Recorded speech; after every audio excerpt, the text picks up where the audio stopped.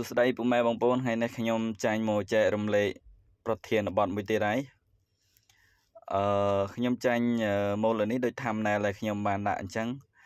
ហេតុអ្វីបានជា Facebook Reel គ្មានអ្នកមើលវិធីដោះស្រាយថ្មី2026អញ្ចឹងដើម្បីបងប្អូនផុសវីដេអូខ្លីឲ្យទទួលបានអ្នកមើលអញ្ចឹងបងប្អូនអាចមើលវីដេអូខ្ញុំពីដើមរហូតដល់ចប់អញ្ចឹងមុននឹងចូលទៅដល់វីដេអូដែលខ្ញុំធ្វើការបកស្រាយបងប្អូនជួយចុច Subscribe ម្នាក់មួយមកដើម្បីទទួលបាននៅវីដេអូថ្មីបន្តទៀតខ្ញុំក៏បានចែងវីដេអូនៅខាងក្រោមYouTube របស់ខ្ញុំដែរបងប្អូនអាចចូលមើល YouTube របស់ខ្ញុំខាងក្រោមបន្តតោះយើងទៅអភិវឌ្ឍទាំងអស់គ្នាតោះជាដំបូងបងប្អូនចូលមកដល់កន្លែងនេះហើយចំណុចនេះហើយរឿងដែលយើងត្រូវធ្វើទី1ចូលទៅកាន់ Facebook បងប្អូនអាចចូលទៅកាន់ Facebook របស់បងប្អូនមកខ្ញុំចុចលើ Facebook របស់ខ្ញុំមកដល់ចំណុចនេះជា Facebook admin បងប្អូន Facebook admin កាន់ page អញ្ចឹងបងប្អូនអាចទៅ check មើល Facebook របស់បងប្អូនដែលកាន់ page ហ្នឹងថាតើ Facebook របស់បងប្អូនមានជួបអ្វីអត់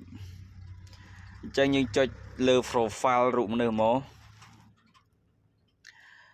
កដល់ចំណុចនេះបងប្អូនអាចកលេសមើលខាងស្ដាំដៃខាងស្ដាំបងប្អូនខាងស្ដាំវាមានសញ្ញាត្រេ3អញ្ចឹងបងប្អូនអាចចុចលើសញ្ញាត្រេ3ដើម្បីធ្វើការឆែកបងប្អូនមកចុចពេលសញ្ញាត្រេ3រួចវានឹងចូលមកផ្ទាំងបែបនេះអញ្ចឹងបងប្អូនចូលមកផ្ទាំងបែបនេះហើយចូលមកផ្ទាំងបែបនេះហើយបងប្អូនមកមើលកន្លែងស្ថានភាពគម្រោងព័ត៌មានបងប្អូនអាចរកពីទី1រហូតដល់ទី5បងប្អូនអាចចុចលើនឹងមកបងប្អូនមើល admin កាន់ page របស់យើងថាមានជួបអីអត់បងប្អូនចុចលើនឹងមកនេះបងប្អូនមើល Facebook របស់បងប្អូនដោយសារតែ Facebook របស់ខ្ញុំវាជួបសញ្ញាពណ៌លឿងបញ្ជាក់បន្តិចបងប្អូន Facebook admin កាន់ page ជួបសញ្ញាពណ៌លឿងអញ្ចឹងវាមានន័យថាវីដេអូរបស់យើងផុសខុសគោលការណ៍ធ្វើឲ្យប៉ះពាល់ដល់ admin កាន់ page បញ្ជាក់បន្តិចបងប្អូនអញ្ចឹងកន្លែងនេះបងប្អូនចង់ដឹងថាវាជួបដោយសារអីបងប្អូនចុចកន្លែងនេះកន្លែងបានលុបខ្លឹមសារចាញ់ហ្នឹងបងប្អូនចុចលើនឹងទៅវានឹងលូតផ្ទាំងឲ្យមួយទៀតហើយនេះវីដេអូដែលខ្ញុំជួបបងប្អូនវីដេអូដែលខ្ញុំជួបហ្នឹងឈ្មោះ page M1 អញ្ចឹងវីដេអូខ្ញុំជួបដោយសារគ្រឿងចក្រមូលហេតុអីបងប្អូនដោយសារតែខ្ញុំធ្វើការបកស្រាយហ្នឹងខ្ញុំធ្លាប់យកវីដេអូចាញ់ពី TikTok ខ្ញុំយកមកកាត់តបងប្អូនខ្ញុំអត់បានបង្កើតវីដេអូ original ខ្លួនឯងទេខ្ញុំយកវីដេអូចាញ់ពី TikTok អញ្ចឹងខ្ញុំយកមកផុសដល់ពេលអញ្ចឹងវាជួប copyright វាពមៀន page អញ្ចឹងវាប៉ះពាល់ដល់ admin របស់យើងអញ្ចឹងបងប្អូនខ្ញុំធ្វើការបកស្រាយហើយតោះយើងចូលទៅមើល page ទាំងអស់គ្នាយើងទៅពិនិត្យមើល page ហើយយើងមើល page តើពេលជួបនិងពេលអត់ជួបតើវាមាន view ឬមួយក៏អត់ view អញ្ចឹងបងប្អូនអាចចូលទៅទស្សនាមើលទាំងអស់គ្នានេះបងប្អូននេះជា page របស់ខ្ញុំបងប្អូនអញ្ចឹងយើងចូលមើលទាំងអស់គ្នា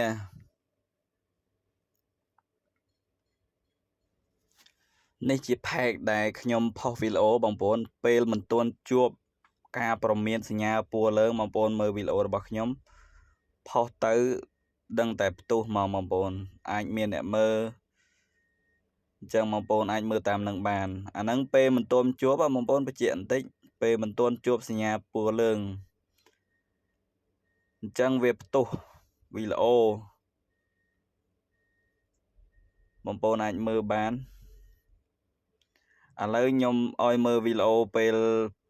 នេះពេលមិនទាន់ជួបអញ្ចឹងបងប្អូនអាចទៅមើលពេលជួប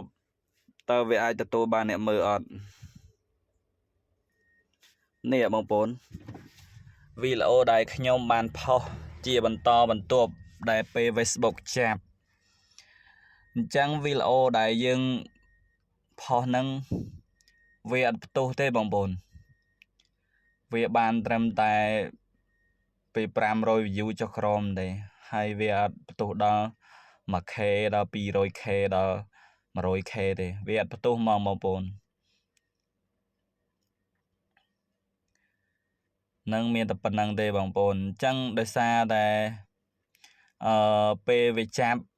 Facebook បិទការព្រមានមកយើងចាញ់សញ្ញាពួរលើង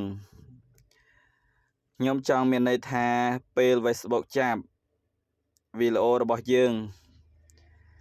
ឧទាហរណ៍ថាវីដេអូរបស់យើងជួបការព្រមានហើយបងប្អូនអញ្ចឹងយើងផុសអ្វីរូបភាពឬមួយក៏វីដេអូ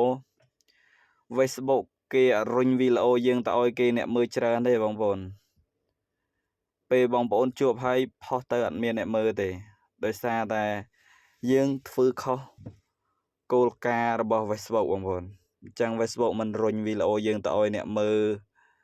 ច្រើនទេហើយអាចមើលបានតិចទេបងប្អូនដោយសារតែវាជិបការព្រមានរបស់យើងទី1បងប្អូនពេលបងប្អូនមើលកន្លែងឆែកមើល Facebook admin របស់បងប្អូនជិបសញ្ញាពួរលើងវាមានជាខែទេបងប្អូនទី1បងប្អូនកំហុសតិចវាអាចជួបត្រឹមតែ1ខែទេបងប្អូន1ខែ2ខែទៅ3ខែអាហ្នឹងសញ្ញាពួរលើងតែបើបងប្អូនធ្វើខុសគោលការណ៍កន្លែង Facebook admin វាអាចដាក់សញ្ញាពួរក្រហមនឹងមានន័យថា Facebook របស់បងប្អូននឹងខុសធ្ងន់ហ្មងបងប្អូនធ្វើខុសគោលការណ៍ធ្ងន់អញ្ចឹង Facebook អាចនឹងបិទរុញវីដេអូយើងទៅឲ្យអ្នកមើលហើយឆ្កាអាចបិទរហូតដល់1ឆ្នាំទៅ2ឆ្នាំសម្រាប់admin កាន់ page របស់បងប្អូនអញ្ចឹងបងប្អូនមិនបាច់ឆ្ងល់ទេពេលជួបបងប្អូនផុសក៏គ្មានអ្នកមើលដែរហើយ YouTube ក៏មិនរុញអធិស្ឋានបងប្អូន Facebook ក៏មិនរុញវីដេអូយើងទៅឲ្យអ្នកមើលដែរអញ្ចឹងវីដេអូរបស់ខ្ញុំធ្វើការបកស្រាយដែលបងប្អូនផុសមិនទទួលបាន view បងប្អូនអាចមើលតាមខ្ញុំតិចទៅខ្ញុំមានតែប៉ុណ្្នឹងទេហើយខ្ញុំសូមអភ័យទោសផងរាល់កំហុសខុសឆ្គងពាក្យសម្ដីដែលខ្ញុំបានធ្វើការនិយាយអញ្ចឹងបងប្អូនបើចង់បានវីដេអូថ្មីបន្តបន្ទាប់ទៀតបងប្អូនជួយចុច Subscribe YouTube ខ្ញុំម្នាក់មួយមកខ្ញុំនឹងធ្វើការចាញ់វីដេអូជាបន្តបន្ទាប់បកស្រាយពីការរកប្រាក់ចំណូលពី Facebook YouTube ហើយនិង TikTok បាទសូមអរគុណ